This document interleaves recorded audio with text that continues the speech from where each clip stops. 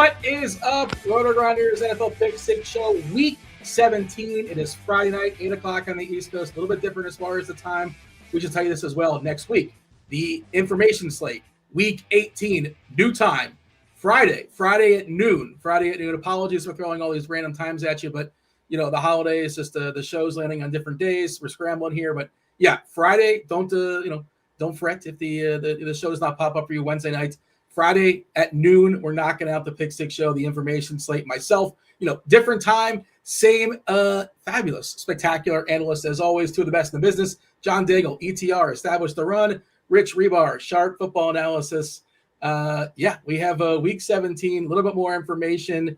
It's a 9-gamer with all the early games, the games on Christmas and Saturday games, and Monday Night Football still a thing, Sunday Night Football still a thing. So just a 9-game slate. 7-2 is our split. Good Lord, NFL, you hate us so much. 7 early, 2 late. One of the late games, 2 teams won't be trying. They were actively trying to lose, in theory.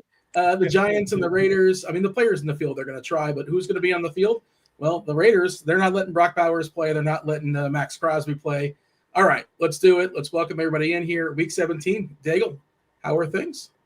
I'm sure, like Reebs, it's been a scramble of a week between the holidays. Hope everyone enjoyed it, but lots of rewriting as the week has come on. And, usually we'd come on a Friday night, and I would tell you, wow, like we are more prepared than ever. I feel like I've learned less the more the week has gone on. I'm unsure of a lot of things, but we're going to talk through all of them today for, as you said, a 9-game slate. I know the Patriots, we've learned that they're going to be pretty weak as far as depth at receiver. They're going to be down. No Booty. Booty's got a concussion. No Hollins. He's got an abdomen. Demary Douglas is questionable as well, the hamstring.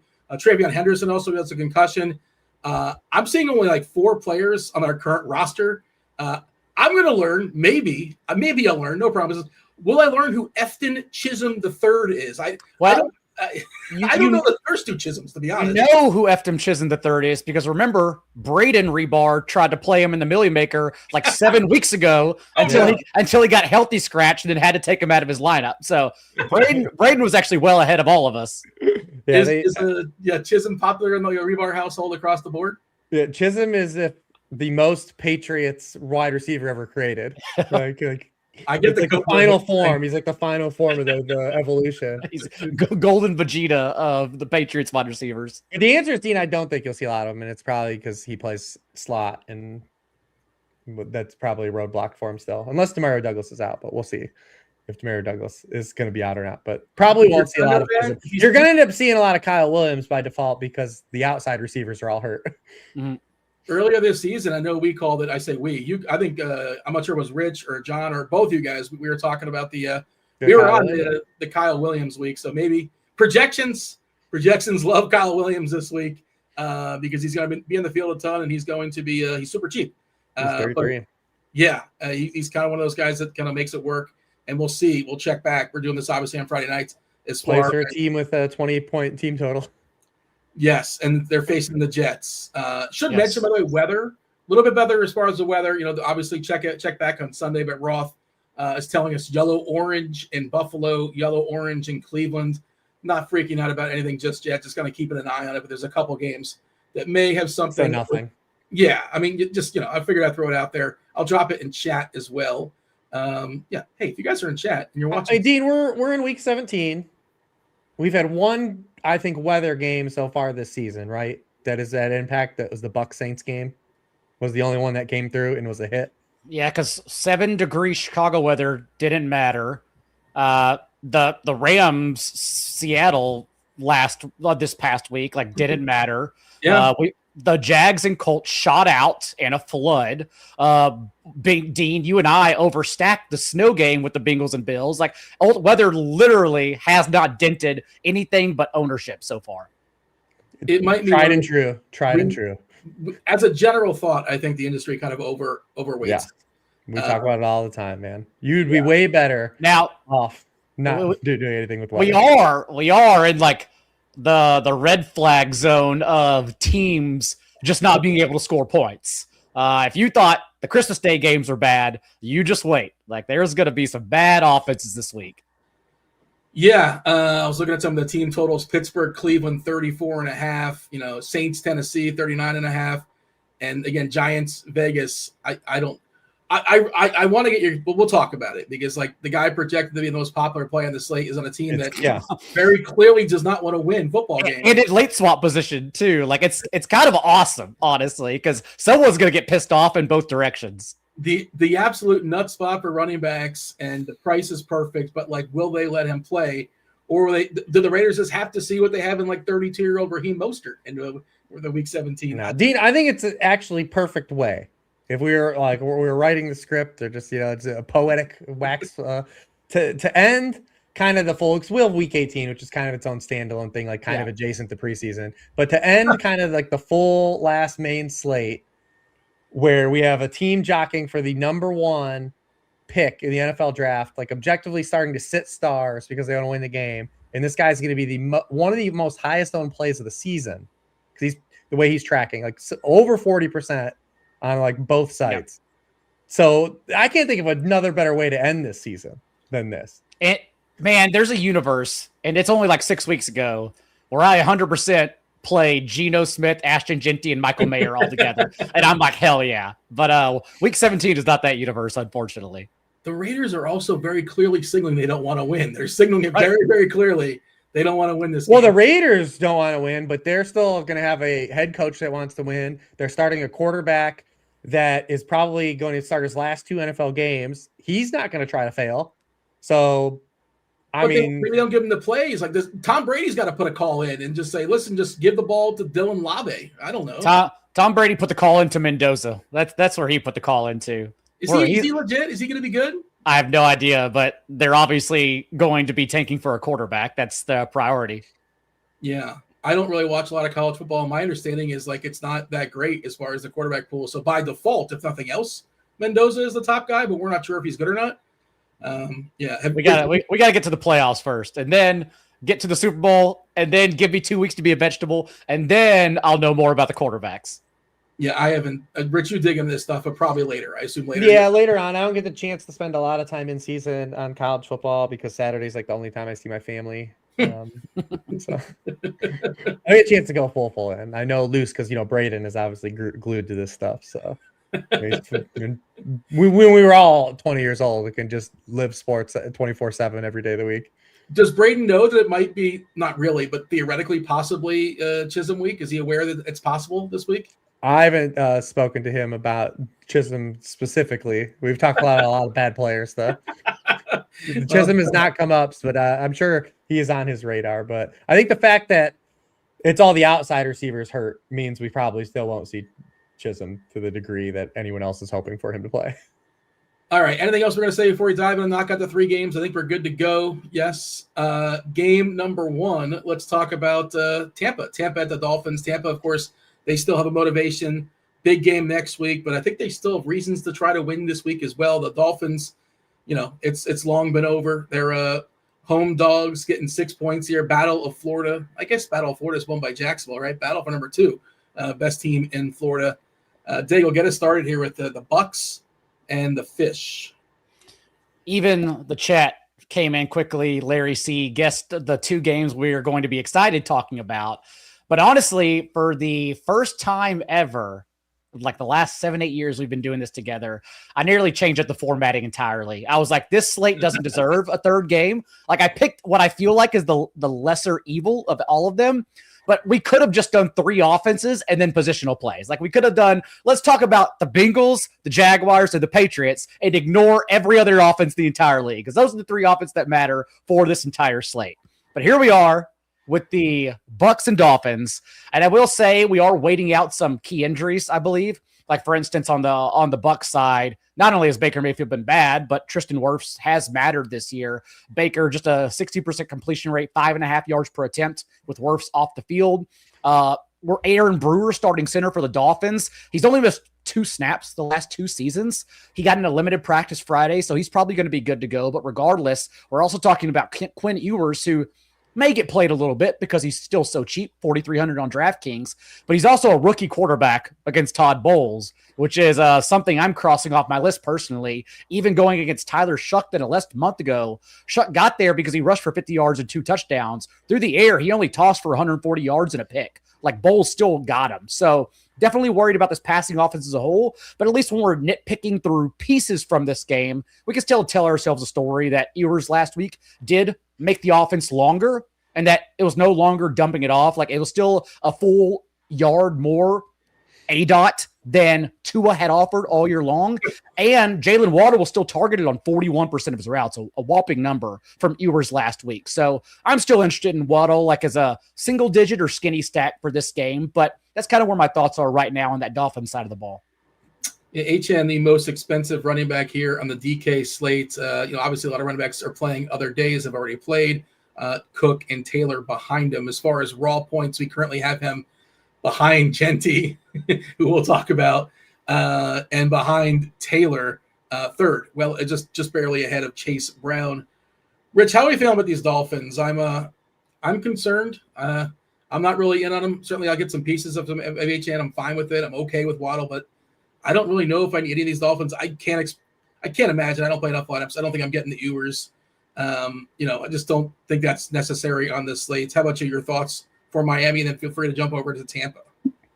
Yeah, same story for me. I don't think there's the collective objective upside for these guys at these price points to kind of be talked into. I think you can make a case for them to have like okay games, but not in terms of ceiling upside. I just don't see it. Like Daigle kind of hit on, like the reason why we were kind of maybe even semi-optimistic about these guys last week, HN, and maybe if you were trying to get the Ewers at min or Waller at 3,500 last week, was that the fact that the Bengals were so passive, they weren't going to blitz, they weren't going to get a pass rush, and they didn't. And Ewers had some success in terms of like yards or pass attempt stuff, but the offense still kind of was herky-jerky, start, stop. They were really bad in the second half.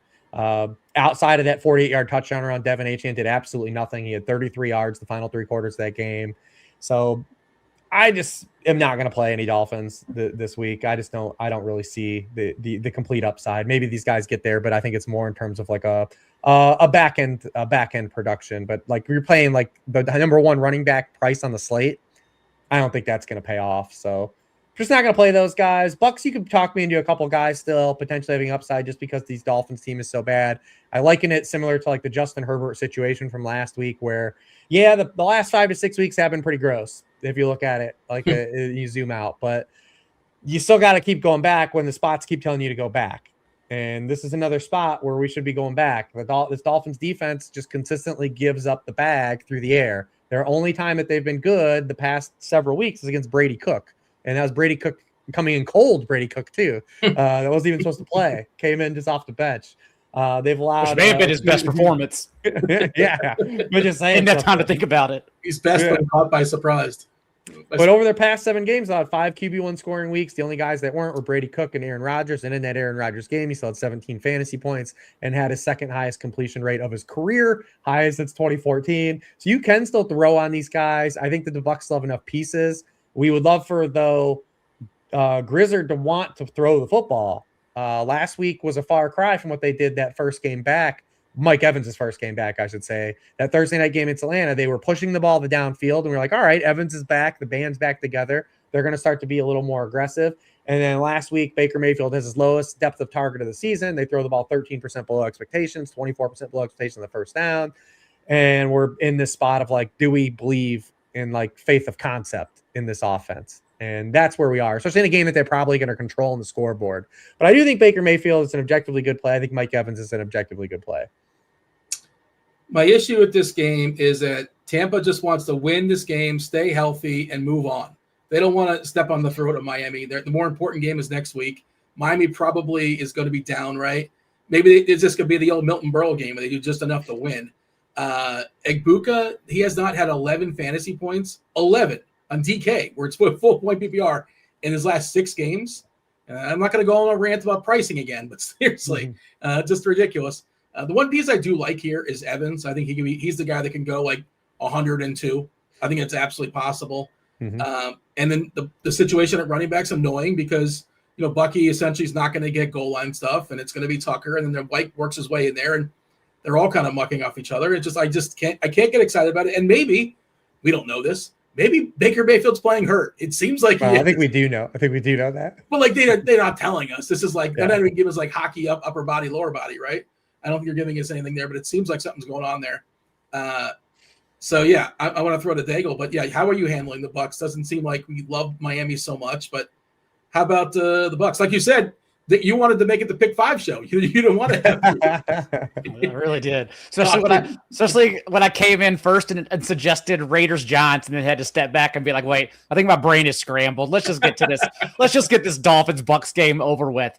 Like you, Dean, Mike Evans is the one that stands out the most. That's why I think Evans, Waddle, skinny stacks I could probably play myself into, if only because the last couple of weeks since Evans' return, he has gone right back to being that dude. He's been targeted on 40% of his routes, despite all their receivers being available. He leads the team with 3 end zone targets in that time. He's actually scored 12 fantasy points fewer than his expected usage suggests, because he's getting elite treatment across the field, kind of like how the Panthers should treat Tetairoa McMillan. But the Bucks actually jam and feed Mike Evans everything. So still love Mike Evans. Still think his salary is perfectly reasonable given his upside in this spot.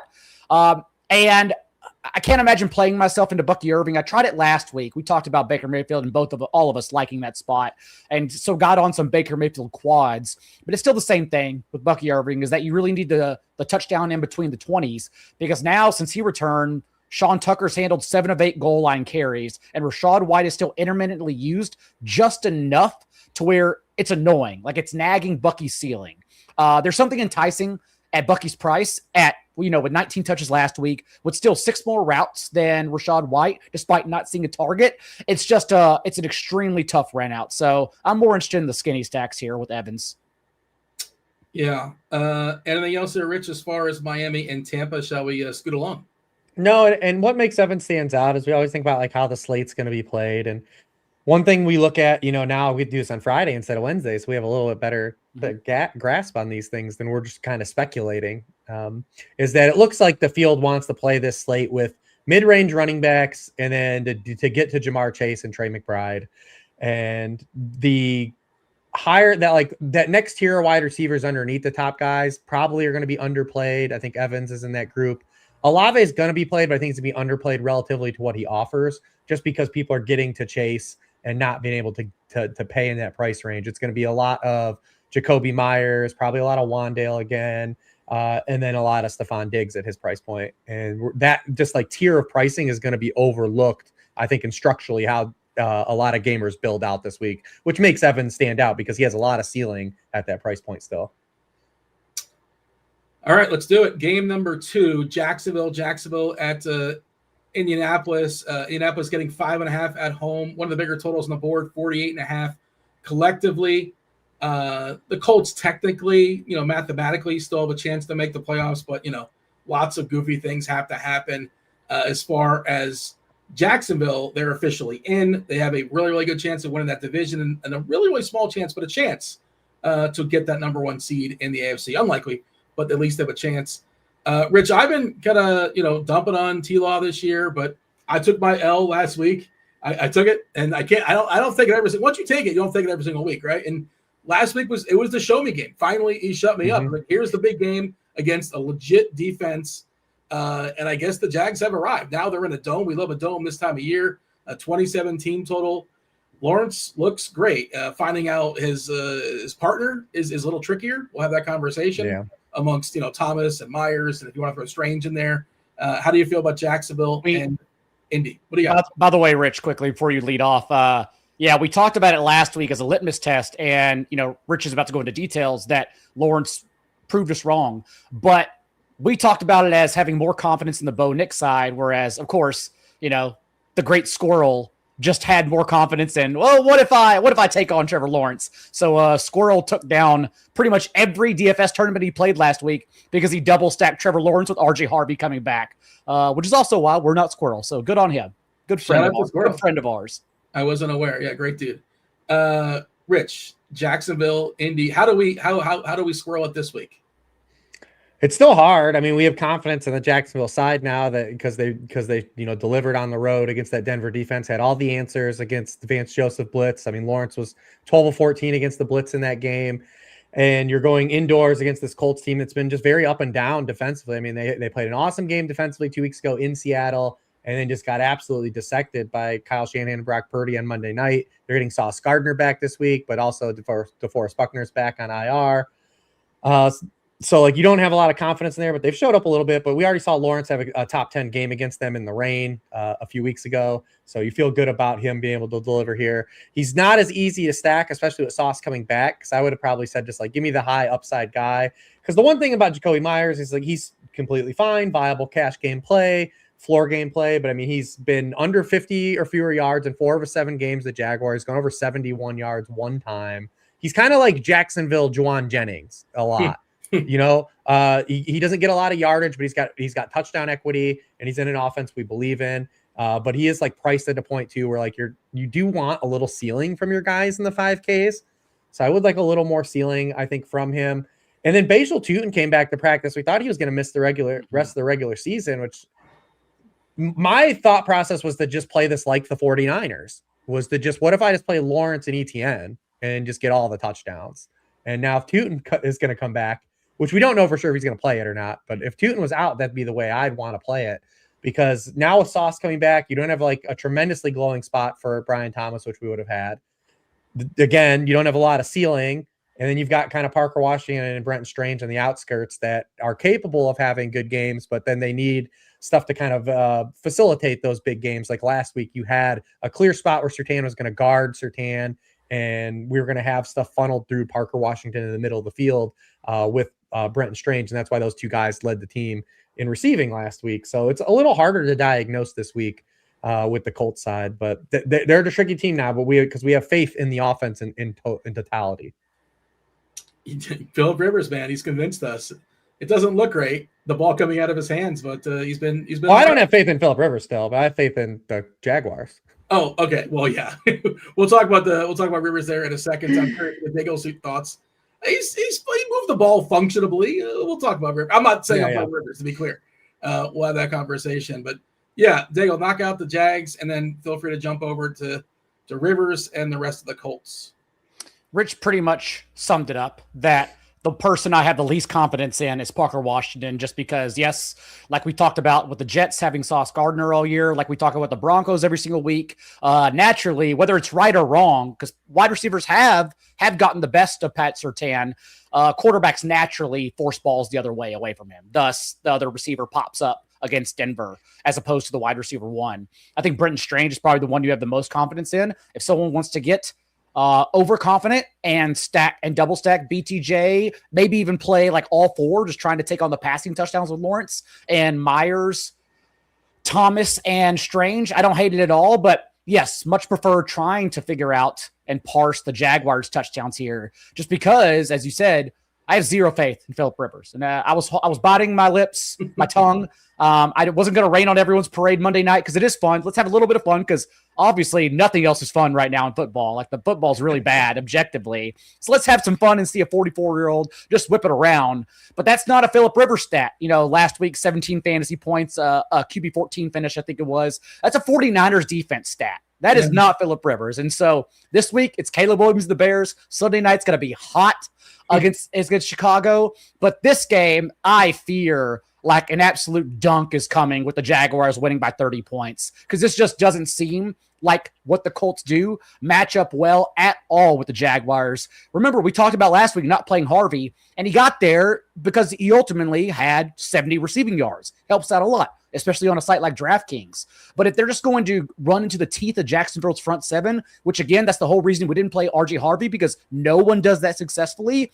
Like the Colts just aren't going to hang around at all. And you can't bank on Philip Rivers, lobbing end zone targets to Alec Pierce and him going up and catching 2 of them. I mean, maybe you can count on that. He did it really well, but that's not going to get you far if we keep chasing that outcome. So I have no faith, zero faith in the Colts covering or the Colts matching the Jaguars in this game. Are we betting Jacksonville, all the alt lines? Oh, buddy, we are riding that thing high. Up to 20, 21, 21 and a half? That's what it sounds like to me. I like Jacksonville quite a bit this week. Rich, it didn't sound like you already kind of poo-pooed it as far as the Colts offense. what your thoughts? Jonathan Taylor, his face when you said that. Not good. I can already tell. Gave up.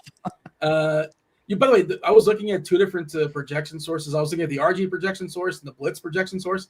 Distinctly different as far as Taylor. We actually have Taylor. RG has Taylor ahead of Achane when it comes to raw points on DK. If you got to play one of those two, it doesn't sound like you're playing either one, Rich. No. Do you want to pick one of those two or just hard pass? Yeah, I'm not playing either of them. I don't think either guy offers the kind of ceiling you want at those price points. Yeah. Yeah, I mean, Jonathan Taylor's been hurt a little bit by he had faced a lot of tough opponents the back half of the year, and then this transition to Phillip Rivers, which has forced them to play strictly out of shotgun. I mean, he's 96% shotgun snaps these past 2 weeks, by far the highest in the NFL. And as a byproduct, Taylor is 95% of his runs are out of shotgun. Out of shotgun runs this season, he loses a 1.4 yards per carry, a 9% success rate, an explosive run rate drops 4% as well. So this offense was really predicated. A lot of success with Daniel Jones was the RPO, the play action game, the threat of the run with Jonathan Taylor. And they were actually using that for a lot of early game play action, get ahead with the pass. And then they were just running Jonathan Taylor in the second half of these games. That's been removed from the offense. And that's really kind of had a trickle down. It's hurt Tyler Warren. It's hurt Jonathan Taylor. It's helped. The one guy it's helped is Josh Downs. Josh Downs is the one guy that's really benefited this because they've played so much shotgun. Their 11 personnel rate's way up. Their 90% 11 personnel rate on passing plays the past 2 weeks, 65% prior to Phillip Rivers joining the team. And as a byproduct, Josh Downs, 87%, 89% drop back rate. Not a guy that offers a lot of ceiling, but he's been the one primary guy that's benefited in terms of uptick in playing time. And he really gels kind of, I think, a lot with where Phillip Rivers' brain and current arm strength lie. Which is why we've seen him kind of be the most popular target. Pierce got there with the touchdowns, but only had 11% target share last week. So he's definitely pretty volatile still. And Rivers has still struggled to throw the ball vertically downfield, which we don't have a lot of confidence in this spot. So while Downs gets a bump, that's more of like a season long. If you need a glue guy, a full PPR guy, like, am I going to play him in DFS? Probably not. It's also the Niners dead last in slot points allowed. The Jaguars 8th fewest slot points allowed. So an entirely different matchup. Again, and I'm not even ruling out, like, if I go overweight Lawrence Stacks playing Downs on the other side. I haven't toyed with lineups enough yet to get there. But yeah, it's really tough for the state of this Colts offense right now. Yeah, that's what I was going to ask. Like, the best run back would be if you're kind of onslaughting Jacksonville to some degree. And it sounds like, I guess it's Downs, but what's the upside of Downs?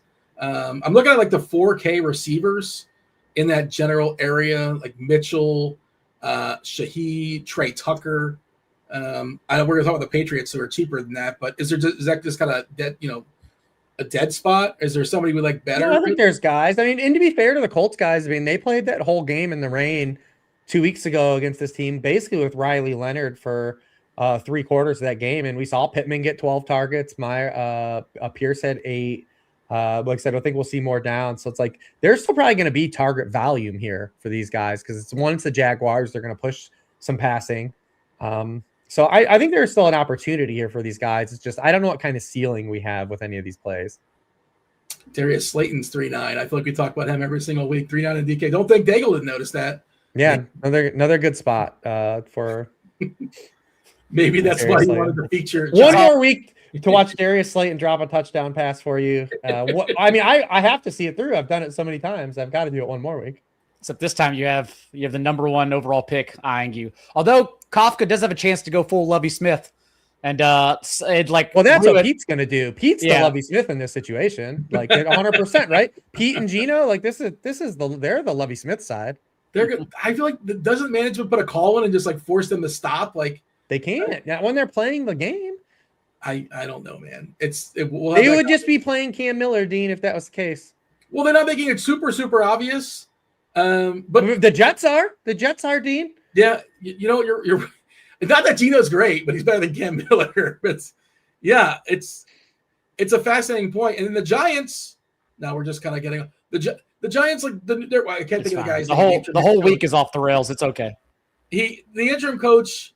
He's like not doing anything to even like try to put something good. He's just like just trying to get in the game over with as fast as possible.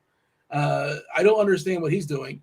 Maybe there's some directive for him too, but Like he's not putting great stuff out there to say, oh, look how innovative this guy. They're just trying to get the game over with as fast as possible. And, Dart's been neutered with like telling him he can't run. That's not real. I'm not sure that's really what's happening though. No, because one, the Vikings are a run funnel anyways. Dean, every tweet you saw yesterday was, why does Dan Campbell keep running? The Vikings, nobody wants to throw on the Vikings because they have put dudes in absolute hell these past 8 weeks when they try to drop back and throw the football. They did not want Jackson Dart to get, like, the week before Jackson Dart had 9 runs against the Commanders and they threw 36 passes. So I don't think we can just say that this has been the plan, Kafka just to neuter Jackson Dart, because I don't think there's there's not 100% evidence of that. Okay, fair enough. Is Dart in your quarterback? No, he's not. But I can see the argument. That would have been a great closing argument. But I Slayton is though. I'm definitely playing Slayton. Well, he's like 3.9. You got to roster a bunch of receivers. But I mean, it adds a level of variance. Like it could very well be the directive is they do want to protect him. Kafka wants to keep. He doesn't want to be the guy that gets Jackson Dart hurt and wants to still be positioned to get an offensive coordinator job next year. We know he's not going to get the head coaching job. No. But also, we did see 2 weeks ago they were willing to throw the ball and Dart did run. So I don't know if we can just completely rule it out. It could have been opponent driven and stuff from Brian Flores as well. We knew he was going to be bad against Brian Flores. Like we knew that was going to be a terrible game for Dart regardless. Yeah. Anything else you want to say as far as Jack's Colts? No, wish I had a more confidence in who I play. But again, I think I'm leaning towards Strange, BTJ, Jacoby Myers in that order. But Strange, BTJ would be my 2 preferences if you play Lawrence. If Tootin doesn't play, how much more do we like ETN, Rich? Oh, a lot. I think that I would just play it like Brock Purdy CMC, like typical fashion. I'd just try to get all the touchdowns here. It's a finger. I know he was a limited practice. Is there? I guess we just don't know. We don't know. I was going to speculate, but there's well, the one thing with Tootin is that the coaching staffs consistently talk about they do like to utilize him in short yardage. He wasn't like exclusively like getting like he didn't relegate Travis Etienne in a way like we saw Bucky Irving. Like he was just getting sprinkled in, but they've consistently talked about him as like kind of like in that Kareem Hunt type of role where like they just love the way that he doesn't have negative runs, so they have confidence using him for a high success rate in like those short yardage runs. So he can always pilfer like a short yardage touchdown, which was always kind of the one rub. We just like that Etienne was getting all the volume. You just have a lot more confidence. I think Etienne's in play regardless. You just have a lot more confidence in when it's just him and LaQuinn Allen. Game number 3, biggest total on the board, Arizona at Cincinnati, 53.5. This line has actually moved up as the week has progressed. I had it written down at 52.5 yesterday. We're now seeing 53.5. Bengals biggest team total, over 30 and a hook, 30 and some change. Marvin Harrison expected to play. On the other side, well, on the same side as Marvin Harrison, Trey McBride, the nut tight end in the nut tight end matchup. Just absolutely spectacular here on paper. John, I think this is a spot we're actually going to be excited. 2 teams have nothing to play for. It's just going to be a fun shootout, I imagine. I suppose that's what we're expecting. That's what Vegas is expecting. How much do we like Arizona Cincy? I'm still personally questioning the upside of Arizona's offense. I think a lot more can go wrong there, but I am confident the Bengals score 30. That's where I want to start here, just because it's such a perfectly clean run out for Joe Burrow. Cardinals still have a lot of injuries to worry about in their secondary and on that side of the ball. Budda Baker has a concussion. Josh Sweat at edge, ankle injury. They just lost their first round interior player, Walter Nolan, for the season with a knee injury. So really just no one out there to pressure Burrow at all either. And we know where the ball's going to go. Like now we have over 200 plays where Chase and T. Higgins have shared the field together with Burrow, and they're actually have an identical 26% target share. He just throws the ball, go figure, to their 2 best players. And so I think the Burrow double stacks are really, really clean. The caveat here, of course, is I'm curious to see where Chase Brown's ownership comes in, because he really is, although the target share is still fine from Joe Burrow, he really is kind of becoming like Rich always quoted with Jacoby Brissett. He can't keep getting away with it. That's kind of what Chase Brown is. Like the last 3 games now, he hasn't handled even 70% of the team's backfield touches in any game, 68, 57%, 64%. Last week, he'd still masked that despite sharing touches with Samaje Perine with a couple touchdowns. And so that's what makes it look better, of course. But like logically, objectively, Bengals are still over touchdown favorites against a very bad defense. A front seven, we always play our cash game running backs against as well. And so if people want to get to Chase Brown, that's fine. But I can also just imagine instead playing it through the receivers and getting off of Chase Brown if ownership catches up to him. But yeah, I think the cleanest side possible and one of the cleanest offenses in this entire slate is definitely what Cincinnati's going to do to Arizona. We currently have Brown in the teens, not the most popular running back, but, about like the 7th or 8th guy behind. Well, it's interesting because there's Genty and then there's a big break, right? And then we got Taylor getting 45%, Tracy getting 19%, Bucky 18, Cook 18, ETN 14. That, of course, will jump up if there's no Tootin.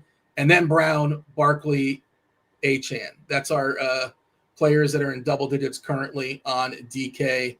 Is that what you're expecting about, Rich, as far as the popularity of Chase Brown? I mean, I think it's going to be higher than that just because people are going to flock to Cincy just getting shares of that game. But yeah, well, the problem is that you run out of salary trying to stack this game because of the expensive tight end. Mm-hmm. Inherently everyone that's going to play Bengals is going to want to bring McBride back, and that just is hard to do. We do have some pieces on this slate that you can make it work. I like just Bengals onslots too. There are ways to fit them. With guys like Michael Mayer being cheap. Obviously, you're doing double tight end, but it's like not really McBride. We've been here before, not really tight end. But I think Brown is probably the most interesting piece with the way the slate's played because he's just not going to be as popular as the other players. And although he is sharing touches, like he's getting more like an high end like RB2 type usage, but high end RB2 type usage against this Arizona defense definitely can lead to RB1 results. Yep. So that's why you kind of have to like keep him in mind here. I mean, this is a team that over the past 6 weeks, allowing 186 yards from scrimmage to running backs. So he's got to just be in play. He's still gone over 100 yards in 6 of his past 7 games. So definitely just want to monitor him. And I also think too, like he's just a way to get it to where if you want to just cut T Higgins from the double, you could just make it with Chase Brown, or if you want to go against the grain and make it be Jamar Chase.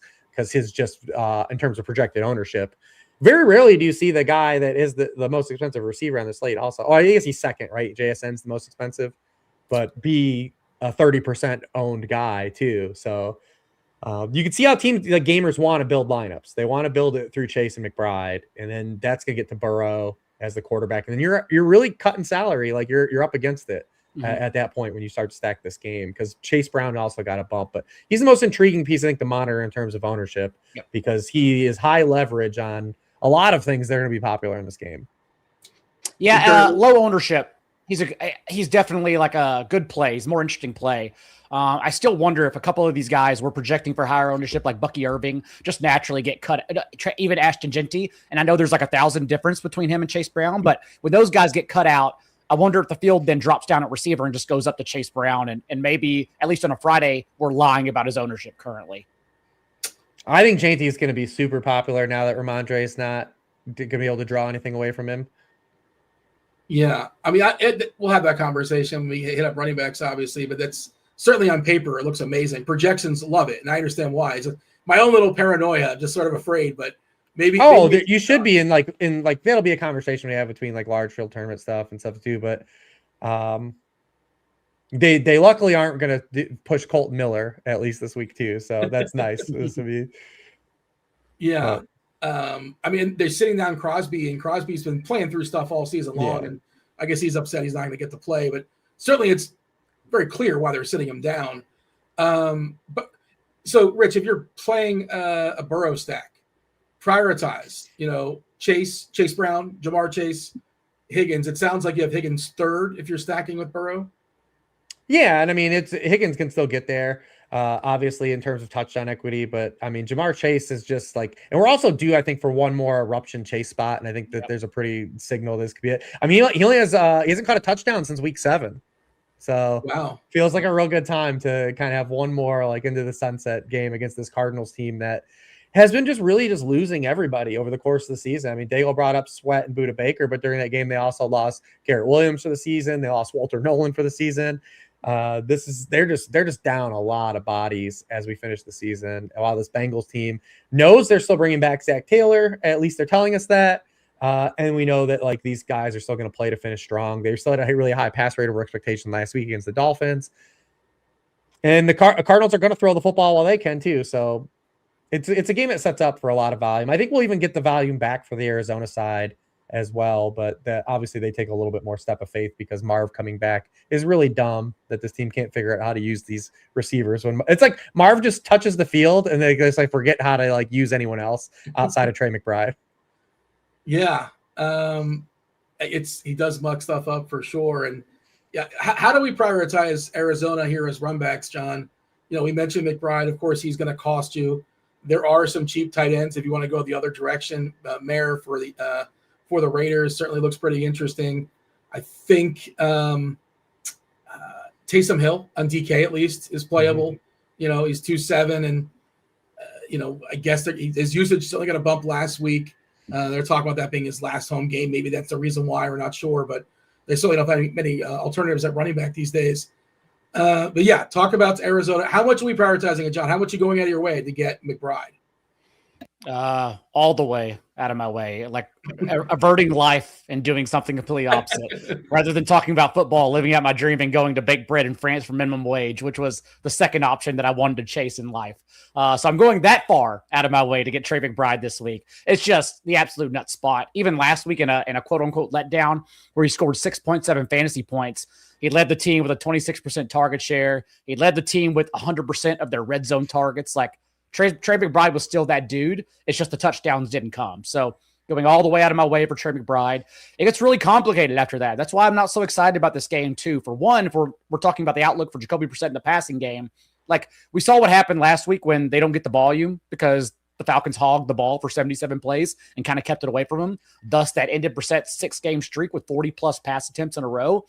But without that volume, of course, then Brissett, obviously doesn't reach 300 yards, struggles with just 30 pass attempts. And now also it's the fact that when you look at how he's gotten there, not only because of that volume, but also 89% of his touchdowns have come from a clean pocket this year. And the Cardinals are going to be missing their entire left side of their line. Left tackle Paris Johnson, left guard Evan Brown, both ruled out for this game. Not that the Bengals are great at creating pressure, especially because they're going to be without like their leading edge rusher, Joseph Asai, now this week. But beyond that, still, we're then talking about how to fit in other Cardinals or fit in with Cardinals with Jacoby Brissett and Marvin Harrison Jr. It's kind of the run out we saw last week where Michael Wilson still leads him in routes run, but it's still limited because Harrison Jr. is involved just enough, kind of like Rachaad White and Bucky Irving, to be annoying. And now on the entire season, Wilson has only been targeted on 12% of his routes when he's sharing the field with Marvin Harrison Jr. compared to a 30% target rate whenever he's played without Marvin Harrison. And so it already gets dicey when you're trying to pay up for Michael Wilson as well. So it's just really complicated. And then like we haven't even talked about their backfield because logically we also like want to get involved in running backs against the Bengals. But like Michael Carter, who we've had the rug pulled out from us for the entire Cardinals backfield every single week, basically. But even last week, Michael Carter 2 weeks ago, 75% of backfield touches. Last week, they get Corey Kiner involved out of nowhere. Carter sinks down to 50% share of touches. Kiner's involved. DeMarcato's involved. So we just don't know what's going to happen with that backfield either. It could be 3 guys again. So I just think there's too many question marks. And I do still worry that this offense, maybe the juices run out. And thus, I'm more involved in like kind of like everyone else. The Chase McBride skinny stack, the T McBride skinny stack, as opposed to like getting involved entirely in this game, expecting everyone else to get involved entirely in this game. Chase doubles, Chase Brown, Jamar Chase. I like Chase doubles. Same question for you, Rich. How much are you going out of your way? Are you as sold? Are you going to also consider, baking bread in France to get to Trey McBride? I mean, it's spectacular, but it's just a salary thing. I mean, when you have that iced bottle of white wine under the Parisian sun, you're like, you know what? I could do this the rest of my life. Rich, yeah. And also, Rich, tell me this. What does this game look like if it flops? Like, this is the most popular game on the board, most likely. What does it look like if it fails? Still probably like a 27-10 Bengals win. Yeah. Something like that. Yeah. Where it's like two Burrow passing touchdowns and one Chase Brown touchdown. or a P. Ryan touchdown, but like 2 passing, 1 rushing touchdown, like 2 field goals. Yeah, that sounds about right. That's it failing. It could just be like a 5 touchdown Bengals game. Yep. Do you think McBride ends up on your main lineup?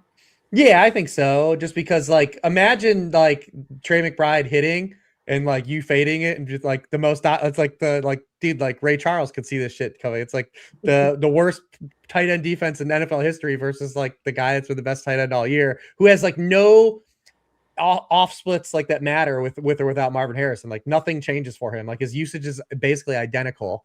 So outside of it just being a salary thing where you're just like, hey, I'm gonna cut salary, and like tight ends typically the first spot where we cut it. That's really the only argument I could see. Like it's because this is like what everyone's been waiting for. Trey McBride versus the Bengals, man. And like we're also like I captained in showdown the other night between Broncos and Chiefs. I didn't play Kobe in his last game ever when he went for 60. I didn't play Taysom Hill in his last game of the Superdome. And I was like, I'll be damned if I miss out, regardless of results, on Kelsey's last game at Arrowhead. And now I feel like I'll be damned if I miss out on McBride versus the Bengals. Like, they're just obvious spots I am always going to try to get ahead of now because I learned my lesson. The FOMO is real. Is there anything to, Rich, Higgins getting a bunch of targets last game, or is that just is it worth acknowledging? Oh, Elijah Higgins? Yeah. Yeah, I'm not really sure if just because they don't have like the wide receiver 3, like the wide receivers just didn't get targets at all though. Okay. It wasn't even like Marv came back and like commanded targets. He wasn't targeted. It was none of the wide receivers were targeted, which was really odd. I mean, obviously, Elijah Higgins is more of like a big power slot guy than an inline tight end, but yeah, just popped out of nowhere with a season high, 78% route rate. Led the team at 91 receiving yards. It's kind of tough to say like that's gonna be something we bring back, but it was opportune timing before the Bengals matchup to get people to maybe say like, well, I just play both the tight ends. Anything left as far as Arizona, Cincinnati? Anything else we're talking about? Or shall we?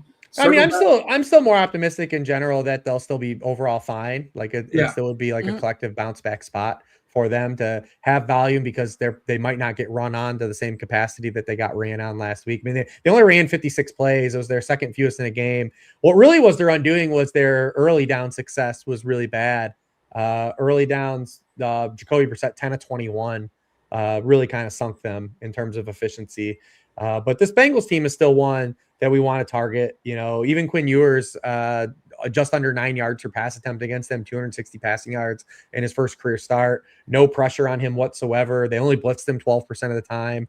So I do think that we'll see a lot of just like a chance for a lot of drop back play volume. Probably the one wild card here would be just how much do the Arizona run defense give up to this Bengals team, because if they are having success with the run, maybe they run it a little bit more than maybe you're expecting, but I still expect Burrow to be hyper efficient in this game and the Bengals to score a lot of points.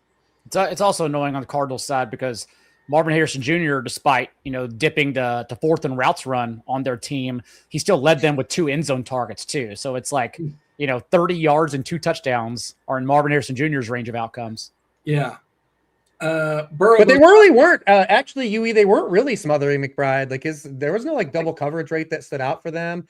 I mean, Jesse Bates played a really good game. He broke up, but first of all, McBride dropped a touchdown, and then Jesse Bates broke up 1-2.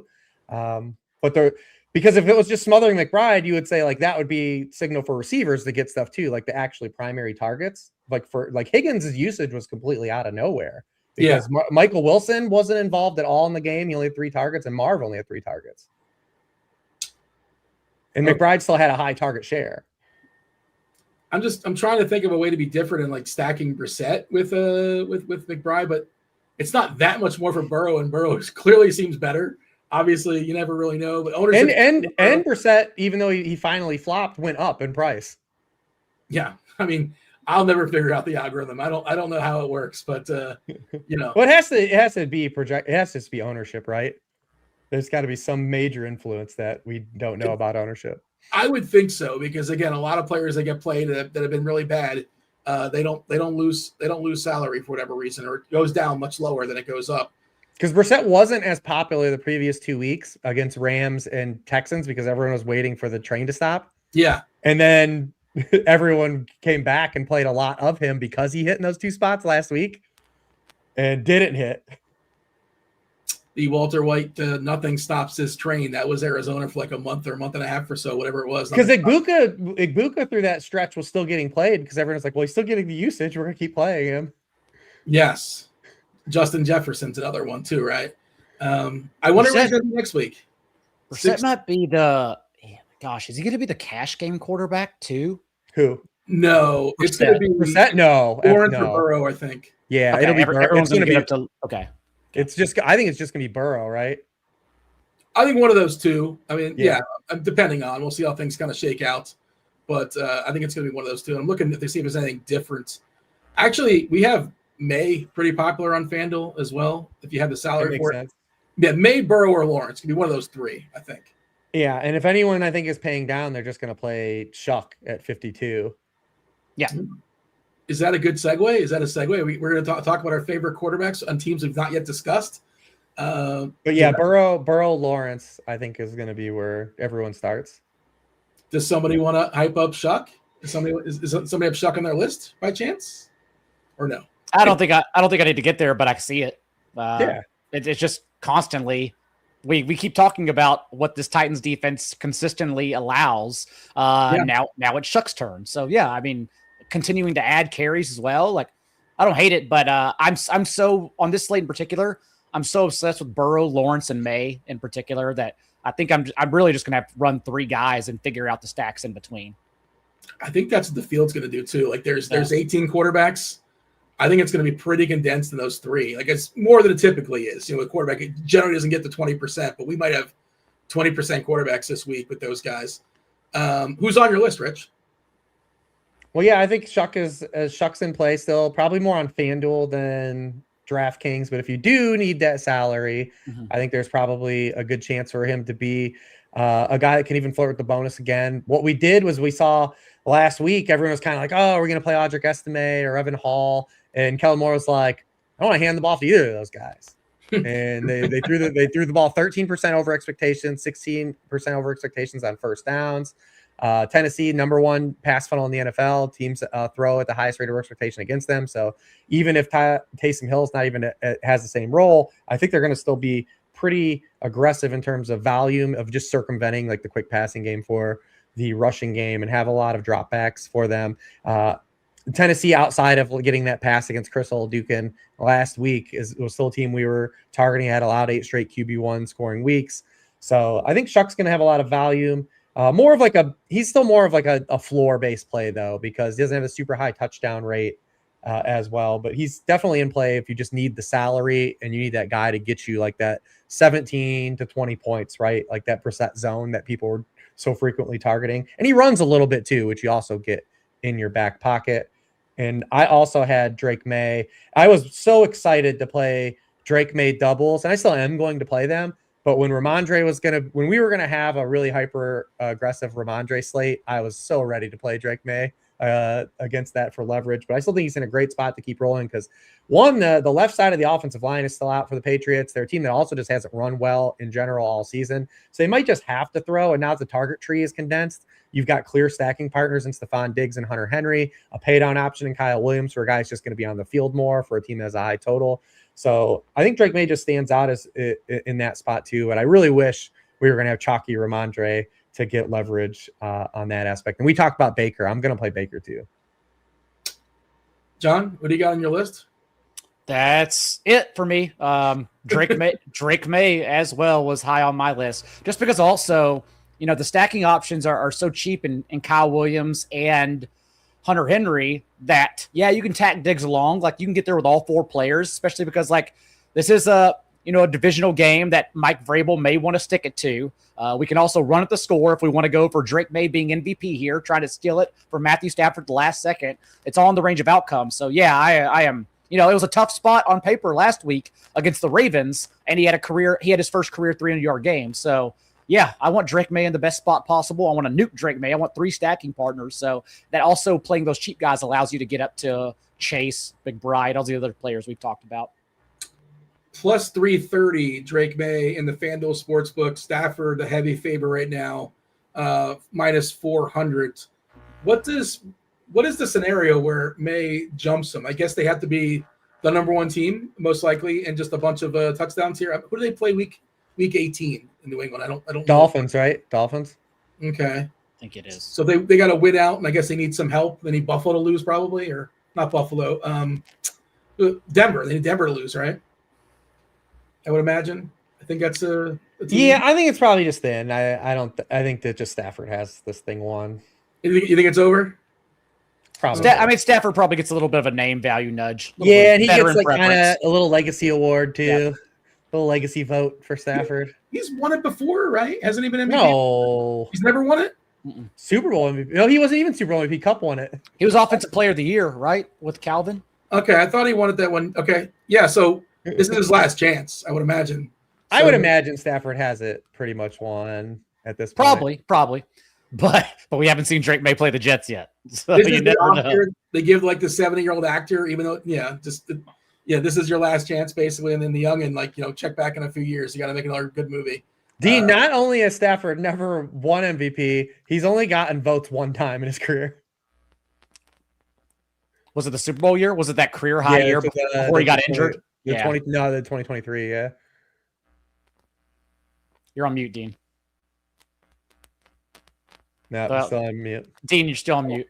There you go. The thing with Drake May, my apologies, I had a coughing fit over here for a second. Yeah. The thing with May is options.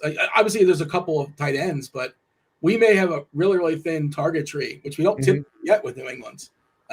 Right. Get a bunch of routes from Diggs because he has to play out there. So I think it makes him more appealing. No, it's the thing about Diggs all year is that he's been an excellent sign. He's been an excellent per route and per target wide receiver. It's just they've managed his workload. But anytime he's actually gotten any type of run out, he's hit 100 yards. And now they're going to have to play him because it's the types of guys that are hurt too. Holland's being out, and I think we'll see more 12 personnel in 2022. There's going to be more Austin Hooper than anyone. That everyone that plays Kyle Williams is definitely be a little mad if Austin Hooper's probably route participation in this game, but I think that's why Hunter Henry is in play too. I'm still convinced Drake May looks up and thinks Austin Hooper's Hunter Henry. That's the only reason he gets the ball. you literally can't tell till you see the last number which one's which. Is Hooper the pivot? I know he's the pivot off of Henry. No. He also kind of the pivot. No, before you finish the sentence. No, you're not playing Austin Hooper. I'm just saying he's gonna play snaps. All right.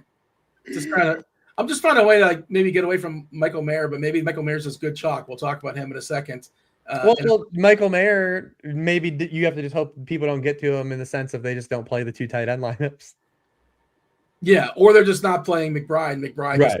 Correct. That kind of thing. Yeah. Which is, I think, another route to go. And I don't want to sit here and be the guy that say don't play McBride, but he's the most expensive tight end. What does he theoretically have to put up to kill you? I guess he's got to put 30, which I think 30 kind of kills you. Yeah, that's what he put up on the Texans. Which he can do. If he puts up, 20, you're fine, I think. It's fine. Well, that's the other thing we didn't talk about, too, is that Demario Douglas also has a hamstring injury. Yeah. That's kind of the point I was making. And so we don't even know, one, if that impacts the snap snap share or re-aggravation. Obviously, with the hamstring, we always worry about, of course, does this aggravate it? So a lot of volatility in terms of that. All right. And then, you'll see Taysom, I think, be the other punt. I don't know why I'm jumping the tight end. We got to talk about some running backs. Daigle, I'll let you go first because I asked Rich, and I think he poached basically all the quarterbacks you were considering. So who's left standing on your board we've not yet discussed as far as running backs? Not a big pool, honestly. Saquon Barkley has won in the spots he should have. When he played the Giants, worst rushing defense in the league, 14 carries, 150 yards and a touchdown. Played the Commanders last week that are allowing the highest rate of explosive runs since Dan Quinn took over play calling in week 10. And he had 130 yards and a touchdown. He's winning soft spots. This Bills defense is a soft spot. So the 3 touchdowns in a row are certainly masking some inefficiencies, but he's over 100 yards from scrimmage in 2 of his last 3 games. So I'll go up. I'm trying to prioritize and spend up for Barkley. It obviously gets super hard whenever you're talking Barkley, Chase, and McBride. Next to impossible. But I really, really love Barkley in this slate. And then I guess the one other one before we have the overall group conversation on Nash and Genty is Dylan Sampson. I think is kind of interesting. You're in the range on if the Packers win Saturday, they beat the Ravens, then the Steelers could easily just rest players. And it's kind of already happening with some of their defensive options since the week 18 to the playoffs are all that matters then. And so if that's the case, like the Browns are naturally live. And at least we saw in week 1 without Quinshon Judkins, Dylan Sampson, who was inactive last week, 67% of their backfield touches, a 19% target share as well. Jerome Ford was active in that game. Jerome Ford's now on season-ending IR. So I think Dylan Sampson's like a one that could become a little more clear in his ownership once we get news Sunday morning and see that Packers outcome. Cleveland should note, I was talking about injuries before, Fannin got hurt on Friday. I don't know how bad it is, but just kind of put that in your back pocket as far as the Browns. Did you guys get an update as far as the injury to Harold Fannin? Yeah, I've heard he's going to be, I've heard he's okay. I've heard we're good. Okay. I don't know if I'm supposed to say that, but yeah. You know a guy? I know a guy knows a guy who said we're good. Rich, what do you have as far as running backs? They're just trying to find a way to get creative against the grain, the way that the slate's going to play it. Maybe play some higher price running backs. We talked about trying to get Chase Brown in there. Definitely Barkley, James Cook. I think both in that game. That game's just going to feature a lot of running anyways. So those two guys are kind of in play. Is just the kind of way it builds to construct lineups a little bit differently than the field does. Just try to cut the grain like that. So those guys are in play. And then, we still have, Jainty, who I think is relatively still like it makes sense. He is good chalk in a sense of you've got a guy that's coming. He's a home favorite, which you don't really ever get against the worst running defense in the NFL. But then you have kind of like this overarching thing of like, are they trying to win the game? But like, I think once they're playing the game, they're going to be trying to win the game, or else like he wouldn't be playing. Like they would have shut him down too. And honestly, if they're shutting down Brock Bowers and Max Crosby, like you would think they'd want to shut down the workhorse running back. He's next. He's the logical next guy. Right, exactly. So, but I think the fact that he's playing and then Pete's coaching this game, like I honestly don't think the Raiders are outright tanking in the sense of like the players aren't going to try. I think they're trying to save themselves from a couple scenarios. But I think when Pete and Gino are out there, like these guys are going to be playing to win the game. So I understand why he's been playing, and I understand why his ownership is getting driven up because of the spot and the people wanting to get the Jamar Chase. But if he's going to be at the levels that he's projecting to be rostered at right now, and then it could be driven up higher with Ramondre Stevenson if Trayvon Henderson clears protocol and plays like it looks like he's tracking to today by removing the non-contact jersey, then like if he's gonna be like 40% owned, like you have to like roll the dice a little bit that the field's gonna be wrong at that degree. Not saying you have to come in with 0, but you've got to be willing that it fails, like because it's failed up until this point, except for like 3 weeks all year. So just something to kind of have in the back of the your repertoire in terms of building out lineups. If you do want some pivots like in his range, I think like Tony Pollard is like a very adjacent player in terms of strikes pricing. Like if you want to get there, or just build completely differently out. 50%, give or take, is going to be the ownership we're seeing right now in Genty, which is absolute, like literally one of the most popular plays of the season. If it was week 5, I would just hit the lock button. I'll be over the field, like whatever. This is too good. But that's the other way you can play it is you can just 100% it. So let me ask this, and I want to get Daigle's thoughts as well. And I agree. When Genty's out there, he's going to bust his ass. He's not tanking. If he's on the field, he's going to try. We always use these terms, and you got to get on the field though. And I think they might, possibly just not let him play as much as we expect him to play. It's sort of my concern. So my thought is, or my question, Daigle, and this is kind of the reason why I'm a little bummed that we only have 2 games late, is you play the 1 o'clock slate. You have a certain number of players in the 1 o'clock slate, probably most of your lineup, because most of the games are on the 1 o'clock slate. Yep. If I'm behind and I have Genty just sit in my lineup, like what's the point? You got to get away from it, right? Like, and then what's the plan? And I guess you need a 2v2 because how do you get to Barkley? How do you get to Cook? I guess you can go to Tracy for the Giants. Like, do we have a plan? Have we thought about a plan? Like, if you're behind, I think you just kind of sort of have to get away from Genty. Just you have it I think you have it in the game, right? Because if you're counting on Genty to fail, I think it's got to be Trey Tucker. Like it's your 2v2 is you go down to Trey Tucker and up to another player, or you could say Darius Slayton, but like that's not a direct leverage off of Yeah. But Trey Tucker would be the pivot, and you'd have to use Trey Tucker's salary to get you to Barkley at your other 2v2 or James Cook. Daigle, how are you handling Genty as of right now? And do you have a plan? Anything that comes to mind? Obviously Barkley and Cook are the other game, but that's got to be, again, a 2v2 that we're talking about. What's the thought here on Genty? Yeah, and I wonder, because oddly, the unplayed guys in that range if you late swap are going to be the Eagles receivers. Like Devonta Smith is kind of like leverage, and I'm not even saying it's a good spot. Bill's still allowing the second fewest passing points. Anytime the Eagles have been tested by a good defense like this is a game they fail.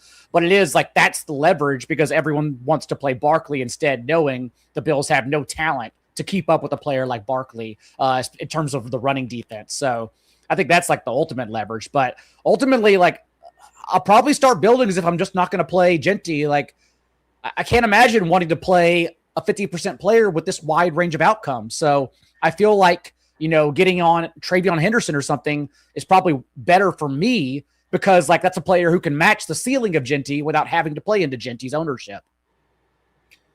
Yeah, it's going to be tough. I'm really curious. And I'm just curious how people are going to play it too. Like, are they going to overthink it like I'm overthinking, or is they're just going to say this display is too good, too cheap, all the touches, in a dome against this horrible left defense? I would feel bad. Like, I would feel like the dunce if I didn't play Trey McBride. Even if Genty went for 150 and 3 touchdowns, I don't think I'd honestly hate myself for getting off of the ownership. Understanding the range of outcomes is so much wider. It's a good question. What would you feel dumber if you didn't play? If Genty puts up play for that friendly loss. If Genty puts up 102, and I can't complain, and I don't have him. It's like, well, of course. Like, why wouldn't he do this? This is what he was supposed to do. But you do have it, so just mathing it. But Tucker and Saquon Barkley are the same price as Michael Mayer and Genty. That's a great pivot right there. That's what I was looking for. That's what I was. Not the 1v1. Yeah, the 2v2. It's 10K and 10.1. Yeah, the 2v2 so is. You do need really 100 salary, but that's the direct. If you're that's the scenario Dean presented. If I'm losing with Genty in my lineup, what do I have to do? It would be the Mayer. You'd have to come off of Mayer, Genty, and go to Tucker, Saquon. We're not thinking Mostert, right? No, because if JT's dressing, he has to just not be dressing for you to even consider Mostert. Okay, and maybe you find that out at 3:00, during thing. But this dude had 93% of the backfield touches last week. Like, unless they physically tell him he can't play, I'm assuming that JT's playing if he's dressing. Like, he's gonna be the dude. What was the score in that game last week? It was close, right? Yeah, it was a close game. They hung around. Yeah, they hung around. Yeah, perfect game. Like, close enough to make it respectable, but they got the L, which And they're favored in this game still, even sitting Max Crosby. Oh, somebody's got to be favored. Well, somebody does. Well, I mean, the Giants have 3 offensive linemen out. Yeah. Sorry, go ahead. I was going to say, that's kind of that's also the frustrating part about it is that I feel like both of these teams are going to run the shit out of the ball. And so, how does that not benefit Genty as well? But, yeah, it's just, yeah. 50% ownership. Well, that was the point I was about to make, is that 50% ownership, that's large field.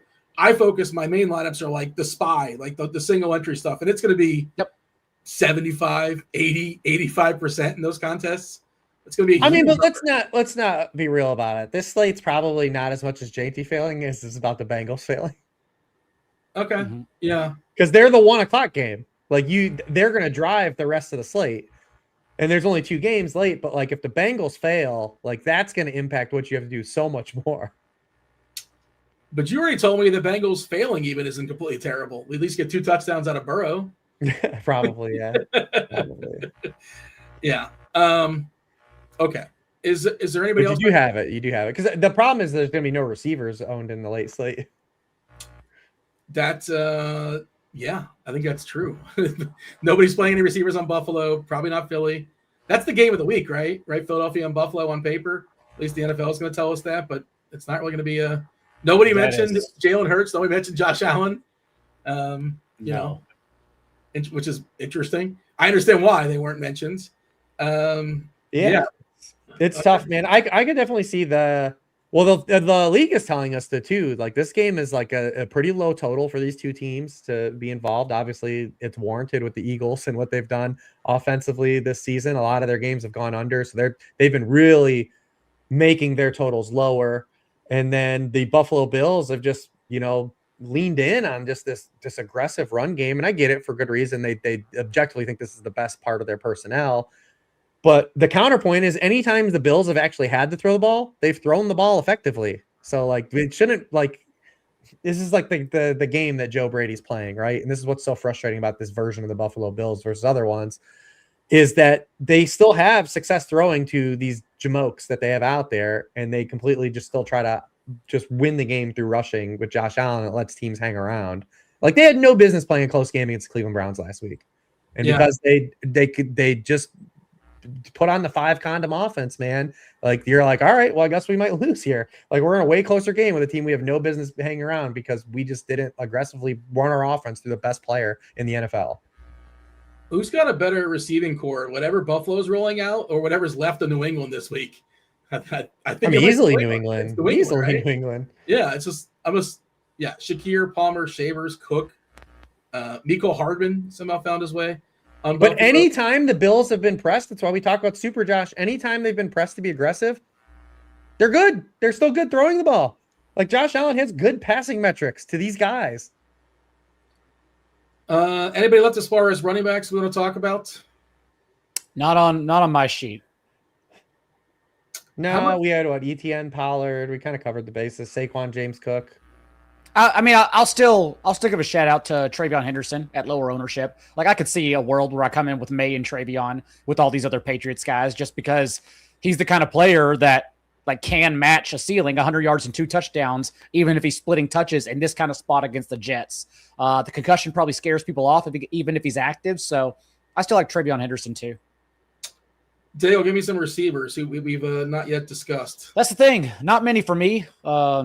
It's all about setting up Rich to talk about Darius Slayton since he's mentioned his name like 7 times on this show already. But for me, the only other one I have on my list, because we kind of talked about all of them within our stacks and within the games, including the Patriots guys, would be Chris Olave. Still stands out as well.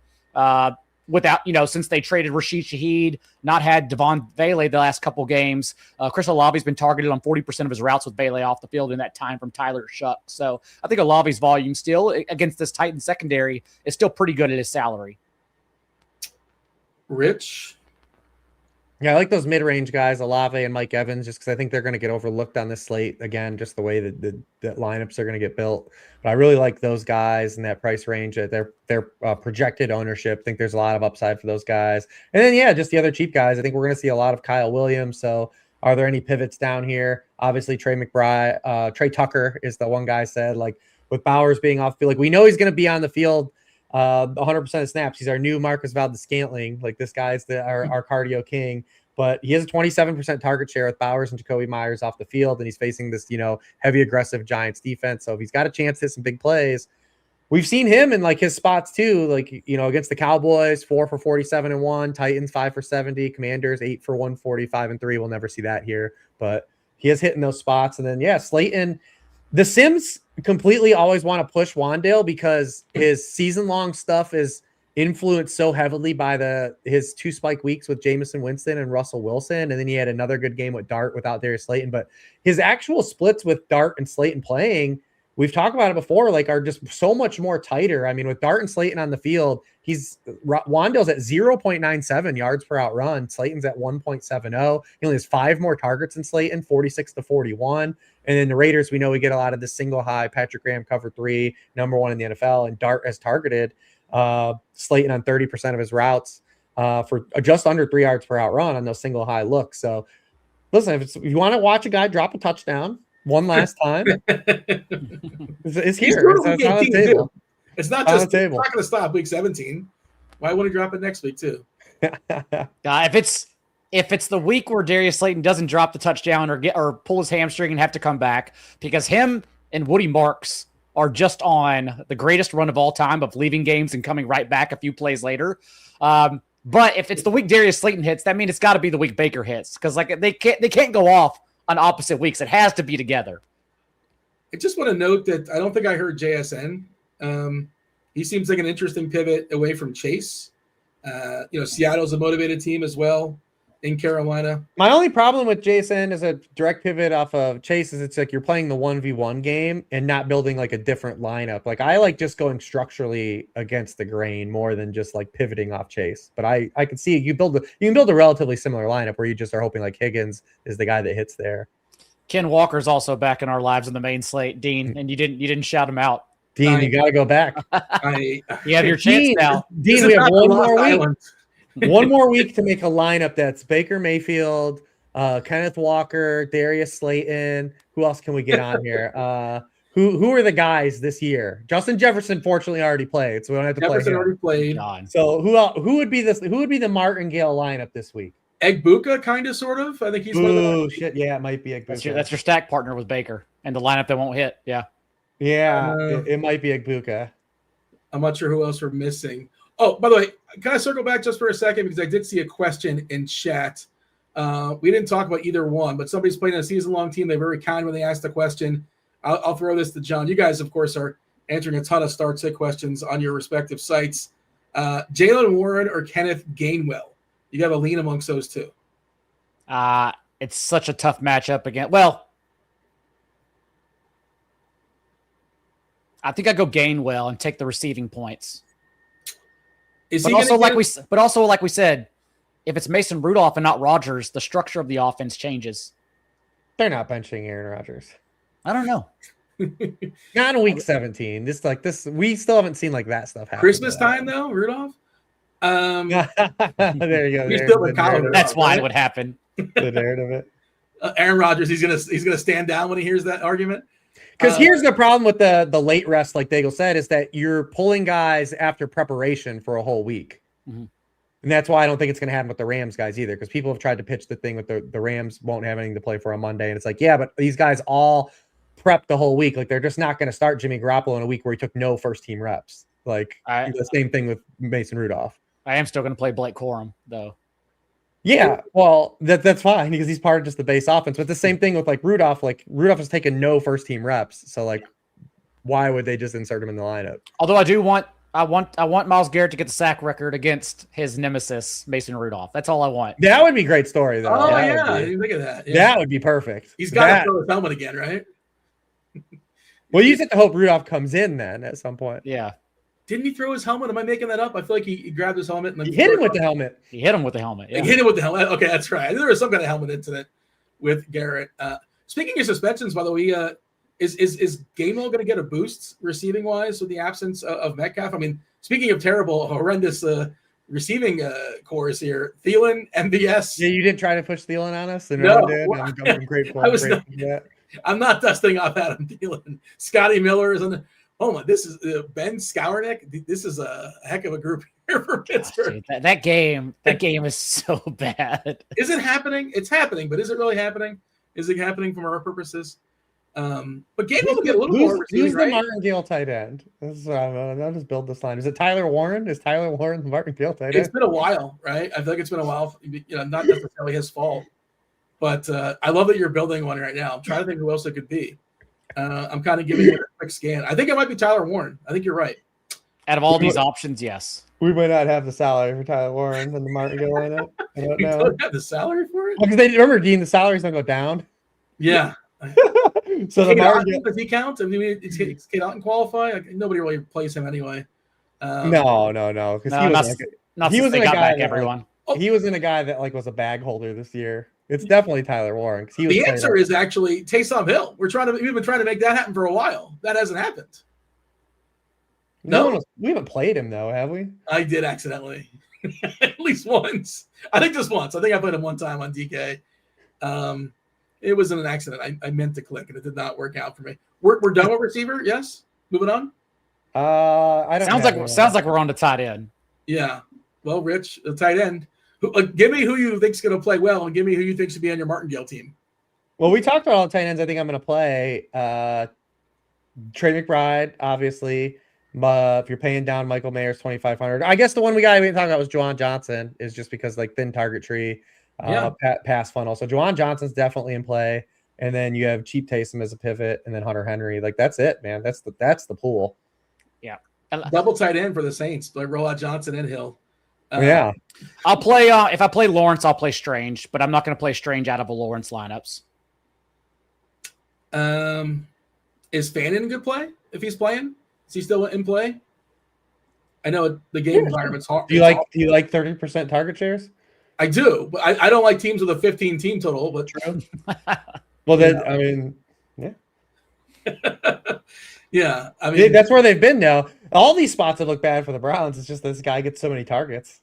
Yeah, we didn't even mention Jerry Jeudy at 4K. No, we did not. You're right. We didn't. Reason for that. Is that? I mean, we got nothing else. We're out of steam as far as tight ends. We mentioned Henry in passing, McBride, of course. Ruckert's I guess he's the tight end one for the Jets, so we don't care. We mentioned Mayer as well. Both Kincaid and Knox are currently questionable. If one of those guys sits, they're both banged up. Yeah. Does the other guy become interesting? It's oddly enough, JT counts as the Martingale running back too, doesn't he? Yes. No, he got there last week. I guess you're right. Yeah, he finally paid off. If you were able to get a book to give you like 16x or whatever it is, whatever number you're on, a week number where he's just kind of. Who's the second? Is it Saquon? Is just the Saquon count as a Martindale running back? Didn't he kind of get there, sort of? Not in any week anyone played him. Okay, so not on the main slate. Not the main slate. Yeah, just the Saturday slate when he was 91% rostered against Washington. That's yeah. Lane Johnson's still out, right? I thought I saw. Lane's not coming back yet. Have you made a lineup? Have you figured it out, Rich? Yeah, dude, we've got salary. I'm trying to think of where we're going with this. Like, who counts, man? You don't want to cheat, but you have the money to spend all the way up for good players if you want. Dude, we can get. So I put in so far in the Martingale lineup. I put in Baker, Ken Walker, Saquon, Egbuka, Slayton, Tyler Warren, and when I run the optimal, it wants to give us Jamar Chase and Genty. Great, let's do it. With that lineup, we can take on the ownership of Chase and Genty, so that's great. Yeah, we're gonna eat all that chalk right now. No one's pushing singles Baker and Egbuka together. Like we could do that. I mean, dude, is that even a bad lineup? It is, isn't it? You got to play it. We now have to like play it as a team in the Millie Maker. We don't have a choice. It's week 17. Like, does it well, matter? now it's gonna get duped. It's gonna. Get yeah, that's true. Now we have the whole crowd duping. Because now no one wants to miss out on the joys of this. All these guys, terrible lineup hitting at once. Yeah. I mean, maybe we just add Godwin for like the double Baker stack. But no one was playing Godwin at any point. But we can just add the chalk though to the Martingale lineup. Yes. Which makes sense. That's the point of the 9-game slate though. It's Bengals, Jaguars, and Patriots. We're done with tight ends. It sounds like we're done with everything with the exception of stacks. Give me Daigle. This is a Friday night. Things will change, possibly, maybe. Stay tuned. But give me your favorite stack on a Friday night. I still love everything about Drake May and all of his stacking partners. Let's see it shake out. Let's see if we even get DeMario Douglas in this game or if he's going to be ruled out too. But it's pretty easy to get to May, Diggs, Williams, and Henry all together and call it a day. So I'm seeing right now just 4 receivers for New England: Diggs, Williams, Chisholm the third, Douglas. Is there somebody that would get called up in the practice squad that's worth acknowledging if we lose Douglas? They're going to dress 4 receivers at least, right? They can't just dress 4. Yeah. So who is there a guy that's worth note like that would be interesting that we're not aware of?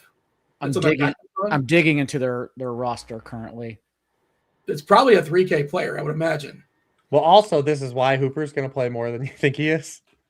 This is why I was asking you about Hooper. I wasn't totally joking. Well, you're not to play Hooper though. The answer, by the way, is no. Their practice squad wide receivers are John Giles, Brandon Smith, and Jeremiah Webb. Jeremiah Webb, who I absolutely played in preseason DFS. So none of those guys you think are interested. So then, like, we're supposed to play at least one of these Patriot receivers, like almost in every lineup. You know, if Chisholm gets you Chase McBride and Barkley, you know what, Dean? I support you. I support that decision. Is the qualifier Douglas has to be out to play Chisholm? Yes. Okay. Rich, can you power rank your Patriot receivers? Diggs. Yeah. Williams. Yeah. Am I counting the tight ends? Sure. Oh, then it'd be Diggs, Henry, Williams, Douglas, Hooper, Chisholm. I think based on what it gives you, I kind of like Williams more than Diggs for like the 4K cheaper. He might be like he's going to be chalky is the thing. The problem is Williams is a stone 0 too. Yes, possibly can be. Yeah. That's the thing that and like he's going to be popular at 3,300. Yeah. Yeah, you don't like that kind of floor when like I don't know. I don't want to throw it. But also, like the type of player he is in this kind of matchup, Williams also even at 3,300 incorrectly, it has 100 yards and 2 touchdowns are possible. He's a home run hitter, right? Like you're probably not going to get a lot of volume, but he's a very good player. Yeah. He's gonna be popular. Everything in your DFS bones tells you not to play Kyle Williams, though. Everything's telling me not to play Ashton. All the rules we've been taught about playing this game we're not supposed to play him. Rich, favorite stack? What do you got for me? No, I like the May stuff, and he's not gonna be literally a 0, like 0 points, but like theoretically, like is not effective player is what we're saying. I like the May stuff. I like Baker Evans. I like that one a lot. Just on its own, no Dolphins need to become necessarily. No extra bucks need to be necessary. And then still the Saints. I think the Saints stuff like Shakalave Juwan is still really solid too. But I think the way to get unique on the slate is to pay up at running back, and then those mid-range wide receivers that are above the Diggs, Jacoby Myers tier, like the Evans, Olaves, are just you're just not going to see lineups built that way. Not many. That's why I don't mind Waddle too, just because his price is there, the target share is there. It's like whatever. No one's going to play Waddle. That's going to wrap up the football. Appreciate y'all listening. Hit that like button. Do subscribe. Do turn on those notifications. If you love the movie part of the show, I'm sorry. We're not going to be breaking down a movie. We're not talking about Red Not 1. this week. Next week, we're going to have a double feature. We're talking about Red 1 and a movie that I'm going to assign here momentarily. Just scheduling issues, conflict as far as schedules. And again, reminder, next week, noon on Friday. We're talking about the slate, noon on Friday. So again, we're going to be later on in the week than we typically are, but we're going to have the band back together. Rob's not feeling great. TJ's out tonight. We got producer Steve with us. Shout out producer Steve. But I do have to assign a movie for this week, so we get a double feature for next week. I did send you guys a list. I'm fine making a democracy. I'm okay with that. I don't know if you guys did. You guys see the list that I sent in our channel in our Twitter conversation? I did, but also if you go to our Twitter conversation currently, I'm really thrown off because TJ's wife, TJ's not here, for Christmas, apparently, he sent a photo. She got him an Etsy wooden sign. Yes, is Steve allowed to post that? Is producer Steve allowed to get that? Can you post that as long as one of the messages above or below that isn't me like cussing at someone? I don't know if he has access to it, but I might be able to download it and send it to him quickly. But on the fly. But yeah, producer TJ is I assume that's his wife. Looks like he's got. He also posted it on his actual X feed. Oh, okay, there you go. Okay. Like he posted it on his actual feed too, but he did get the Trolls 2 banner. Yes, that's how it is. I think we're just finding out that TJ's the superior producer. Steve's not even listening to it. We don't even know if he's listening to us behind the scenes. Like he's probably setting his own lineups, yelling at some player that he played. There we go. Now, there we go. Passive aggressiveness always works. Yeah, it always wins. That's the gift. That's the gift TJ's wife got him, a movie-based or a show-based gift. You don't piss on hospitality from the greatest movie ever, Trolls 2. Yeah. It's also no trolls in it, but a lot of goblins. Spoiler. Yeah. So I sent the list to you guys. There's a bunch of movies that I want to see. I kind of whittled it down a little bit. I've not seen the new Wake Up Dead Man, the mystery series. Why can't I think of the name of that? Knives Out. Yeah, I've not seen that yet. I'm told Materialists was pretty interesting. I've not seen that just yet. Supposedly Relay, which just dropped on Netflix, is a good like a spy thriller. I've not seen this. I know nothing about it. That's all I know. I would go in cold, but I'm told that's pretty good. TJ's making me watch the pacifier because we had a side bet. I'm not going to subject you guys to that. I respect that you guys do not have to see the pacifier, but TJ's being cruel to me. He's being cruel. He's forcing me to watch Vin Diesel as a babysitter. And then 2 movies I've seen before that I don't get enough love, and I'm guessing you guys haven't seen before. The Outfit. Has anybody seen The Outfit? Mm-mm. It's spectacular. And The Ballad of Wallace Island is like one of my favorite movies this year. It's a little quiet movie, but it's freaking beautiful. So I don't know if you guys have a lean, any thoughts, but I want more people to watch The Ballad of Wallace Island. The Outfit was spectacular, and I definitely want to see Wake Up Dead Man on my own, if not on this show. Materialists, Relay. Rich, do we have a lean? I'm willing to listen. What's the most week 17 version? Or week 18, I guess, when we're reviewing it, and we're all slap happy after New Year's on a Friday afternoon. Wake Up Dead Man is like what you'll be saying to what fits the vibes next week the best, Dean? You know what? I didn't put the pacifier probably does, but I'm not going to subject you guys to that. That's a good question. We're going to need some kind of a palate cleanser away from Red One, which I don't Red One, yeah. We'll talk about it next week. I haven't got a chance. I haven't got a chance to watch it either yet, just because it was such a hectic week. I think you're better off for it. But I think Silva was more worried about trying to reach a record of matchups to hand me. I'm going to set the over-under at 4.5. Is that a good line? It was 6, but it's okay. Oh, my God. It's okay.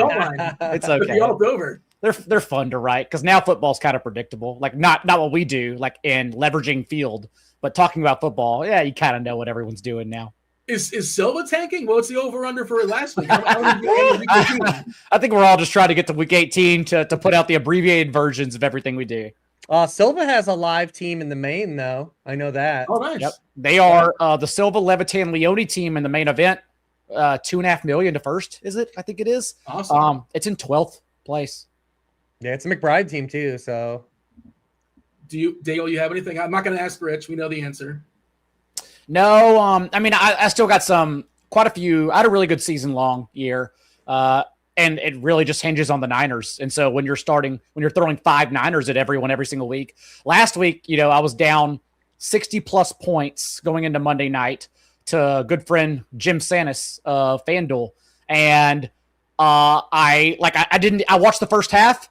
And then I was like, yeah, that was good, but didn't see the second half. I was working through it. And the next thing you know, you tune in and Christian McCaffrey has a second receiving touchdown because I run out Purdy, McCaffrey, Jennings, and Kittle, and Pearsall when he's out there every single week on my season-long teams. Like I have them all. So I caught up and I knocked out Sanis and texted him, called him around like midnight laughing at him. You got to give him a couple hours before you can't LOL like immediately after. Just because I practice as I play. Like I want you to piss me off because I'm usually the antagonizer. So no grace period. No grace period. You got to be hard. You got to learn. All right. I thought the unwritten rules, but you play prison rules. Right? To be fair, I went through a whole weekend thinking I was eliminated in that Chicago Media League. So the fact I came back, we'll take it. Rich, you got a lean here. Anything you want to go off the board? Is there anything that I'm missing? I was going to pick that Trolls 2 on Netflix, but apparently it's a sequel to a different Trolls movie that has nothing to do with that other thing. Yeah, It's like from I don't know anything about it. Like, it's a totally different world. Didn't stop us with Ice Road. Here's the thing, Dean. I didn't win the contest. I know, but I'm now realizing I got last in the contest. I didn't pick the most fun options necessarily. Yeah, I don't know. But we're going to be doing playoffs too, so it's not a huge deal that you don't want to end it. All right. Just pick one for us. Our chat, Ooh2K, says the new Knives Out is good. So we can just go with that. With that. I haven't watched it. So I haven't either. I know TJ watched it, so let's do that one then. All right, let's do it. That person had a Daniel Craig avatar too, right?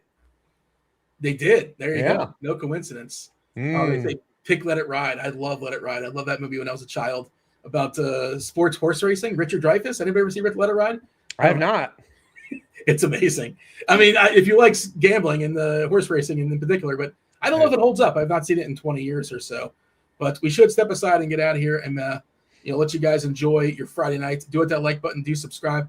It is week 17, Rich, but just in case there's like one new person saying, hey, this guy's really sharp. Where can we find Rich Hribar and all his content? What would you tell them? I see what you did there, and it is at Sharp Football Analysis. You can read all that stuff. Week 8, I mean, I'm done with regular season worksheets. Week 18 is DFS and more ranking stuff for the people still hanging on. But then I do come back and I write up all the playoff games throughout the course of the playoffs. So, yeah, I wish everyone a happy new year. We'll see you guys next Friday. Shout out to you. Get a reprieve. Everyone be safe, man. You get them drivers, man. Rich, you can see the family maybe 2 days this week with the not having to write up all the matchups. So I know my wife told me we have no kids for New Year's though, so I don't know, man. Like, there you go. Yeah, you're gonna sleep. That's the plan. Will you make it to the actual 12 o'clock on the East Coast? What's the over under in that? Oh yeah, I run hot. You can ask Daigle. I'll be all right. Yeah, I bet Daigle's a lock too. I'm usually the one carrying people. I'm just because my tolerance is so high. Daigle, where can the people find you? Day walker. Establishtorun.com. I will have a abbreviated, God help us all, waiver wire in week 18. No telling who's going to be on it. Expect Corey Kinder's name somewhere. But yeah, I'll still get it out for everyone. And stop playing your fantasy championships in week 18. That was Rich Hribar, John Daigle. I was Dean. That was producer Steve. Enjoy the rest of your week. Happy early New Year. We're out of here. Over.